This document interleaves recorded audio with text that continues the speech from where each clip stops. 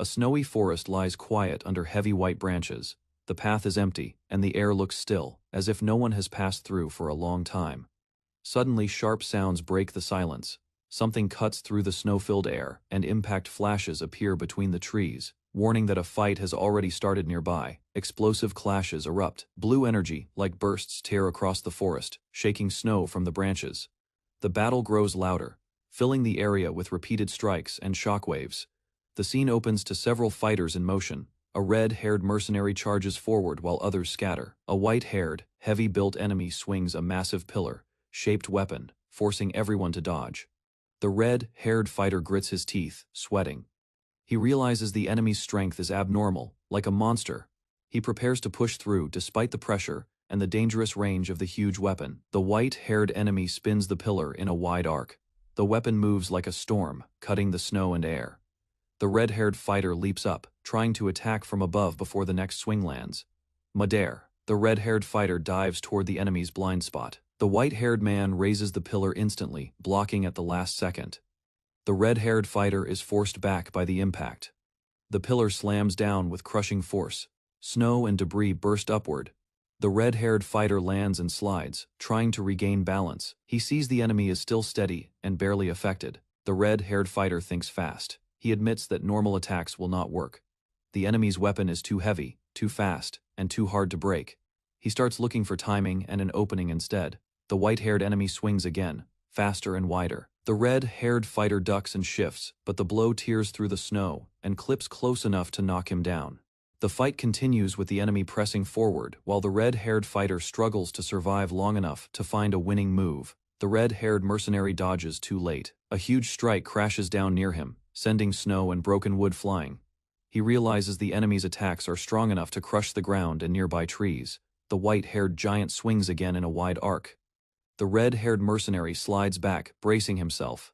But the pressure of the blow still pushes him off balance. Close up on the white-haired enemy's face. He looks calm and slightly amused, speaking as if the fight is already decided.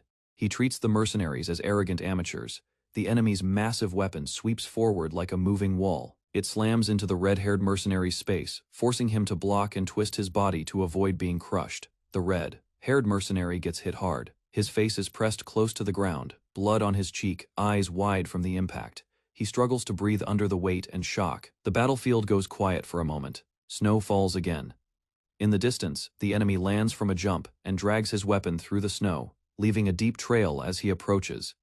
The white-haired enemy reaches into his coat and pulls out something small.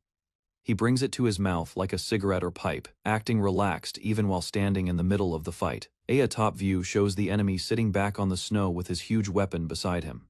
A broken tree lies nearby. The enemy's calm posture contrasts with the damage around him. The white-haired enemy speaks again, explaining that challengers always come thinking they can take his place. He says they grow louder and more confident before they understand the gap in strength. The enemy finishes his talk by warning them not to get comfortable. Nearby, a body lies by the tree, bleeding into the snow. The enemy's message is clear. He is still in control, and anyone who stands up again will be cut down just as easily. The white-haired man shifts his grip on the pillar. He speaks as if the outcome is obvious, warning the others that charging in without a plan will only get them killed. He stands in the snow with the pillar resting on his shoulder. His posture is relaxed, but the weight of the weapon and the calm way he carries it shows he is used to fighting like this. The red-haired mercenary walks back into view, bloodied but steady. He challenges the white-haired man's words, refusing to back down even after being thrown around. The white-haired man turns his head, surprised for a moment.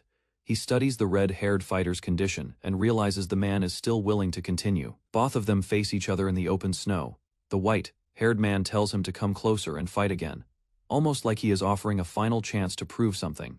Close up on the white-haired man's face as he smirks with a cigar in his mouth. He taunts the red-haired mercenary, insulting him and treating the whole situation like entertainment. The red-haired mercenary lowers his head. Blood runs down his face, but his expression hardens. He tightens his stance and breathes through the pain, preparing to act.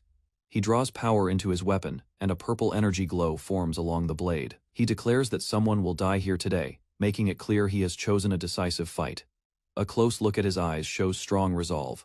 He states that he will not be the one to die, and the threat is aimed directly at the white-haired man. The white-haired red-haired man's face turns cold. He calls the red-haired mercenary foolish, then releases a surge of blue energy as he braces behind the pillar.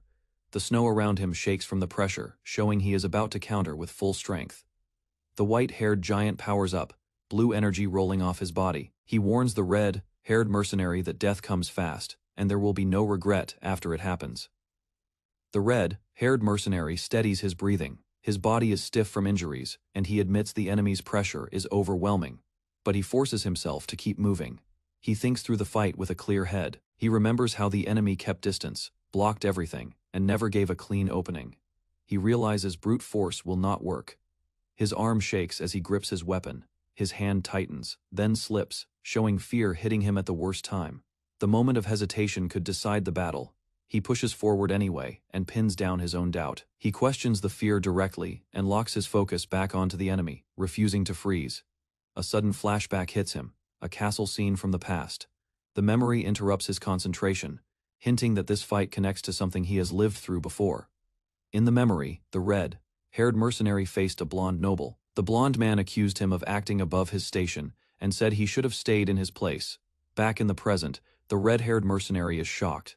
He never expected to remember that moment now, and he can't understand why it feels so real. The flashback continues. The blonde noble suddenly attacks first, stabbing straight in. The red-haired mercenary is caught off guard, showing how fast the situation turned. The memory ends with a brutal clash. The blonde noble moves in close, swinging again, while the red-haired mercenary is forced to retreat.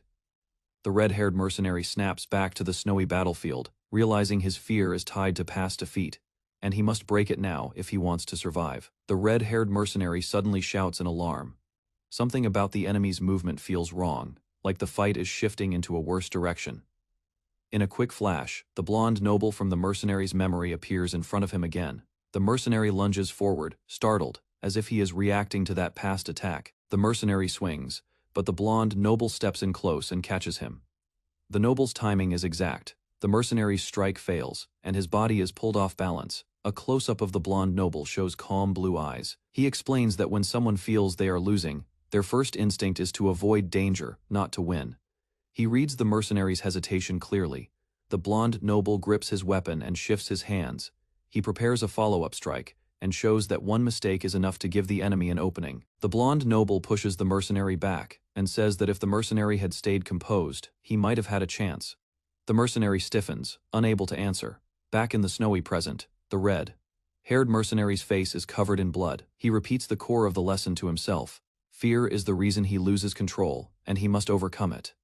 The white-haired giant looms ahead, and the word fear fills the mercenary's thoughts. The giant raises the pillar weapon again, ready to crush him without hesitation. The giant's pillar surges forward like a charging wall. The mercenary stands in front of it, injured and exhausted, but he does not run. He focuses on the moment the weapon reaches him. Blood sprays across a white background as the impact lands. The story implies the truth the mercenary is learning. Pain and fear are unavoidable, but they also teach the most. The strike becomes a brutal lesson, forcing him to either break or evolve in the middle of battle. The white-haired giant swings the pillar straight through the snowfield. The blow carves a path and forces the red-haired mercenary to move in close, instead of backing away. The red-haired mercenary slips under the weapon's edge. He drives forward and lands a cut along the giant's side, purple energy trailing behind his blade. The giant stiffens, surprised the attack connects. The mercenary follows immediately with a second strike. He rotates his body and attacks from a new angle, aiming before the giant can reset his stance. The second hit lands cleanly. Blood sprays from the giant's shoulder area, and his eyes widen. He realizes the mercenary is no longer swinging blindly, he is reading the timing. The giant grits his teeth and mutters in shock. He recognizes this is the second time the mercenary has broken through his defense, which should not be possible at this stage of the fight. The giant studies the purple glow on the mercenary's blade, and starts connecting the pattern. He suspects this is not luck but a technique that grows sharper with each exchange. The red-haired mercenary stands with his weapon raised, surrounded by a thick blue aura from the battlefield's pressure and his own rising power. The giant, watching closely, realizes the mercenary is improving mid-fight. The giant shouts in frustration as he lifts the pillar overhead. He gathers force and prepares a crushing downward strike meant to end the fight before the mercenary adapts further. The pillar slams down and then spins into a wide sweep. Snow explodes outward in a circle. The mercenary is pushed back by the shockwave and slides, barely keeping his footing. Close on the giant's enraged face as he roars, demanding to know what the mercenary is doing. He cannot accept that the wounded opponent is now landing hits and forcing him to react. The fight shifts from the giant controlling the pace to the mercenary surviving, learning, and turning the battle into a contest of growth. The red-haired mercenary moves with the giant's strike instead of resisting it. His body twists through the air, and he keeps his focus. He says it is nothing, showing he has stopped panicking. A heavy wave of force passes, but the mercenary uses it as a step. He flips and repositions above the white-haired giant, setting up an attack angle. The giant cannot cover easily. Close on the mercenary's face. Blood runs down, but his eyes are steady. He declares that he is no longer afraid, and his posture shows real control. The white-haired giant's expression changes. He stares in disbelief, realizing the opponent he treated as weak has stabilized and is now fighting without hesitation. The mercenary drops from above with a decisive slash. The purple energy blade cuts deep, and blood bursts out. The attack is clean, timed at the moment the giant cannot block. The snowy valley becomes quiet again. Wind and snow sweep across the mountains, showing the fight has spread into a larger area and the sound has carried far elsewhere. A group of riders rush across the snow. Their horses kick up a trail and they move fast as if responding to an emergency. Summono watches the riders through a scope or lens and points them out. The observer confirms reinforcements are arriving from the direction of the mountain pass. Two hooded figures hide on a cliff watching the riders below. One says the troops are moving and mentions a prince's unit, suggesting an important group is being escorted. A masked man gives an order without hesitation. He tells someone to send a message to Desmond, implying their side has planned this and is ready to act now that the prince's forces are on the move. A hooded rider moves through heavy snowfall on a dark horse.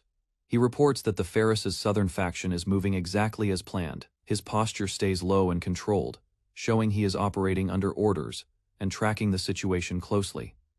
The rider's hood falls back slightly, revealing sharp eyes and blonde hair. He looks forward without hesitation, confirming he is confident in the plan. He continues riding toward the next objective, ready to deliver the information and trigger the next step of the operation.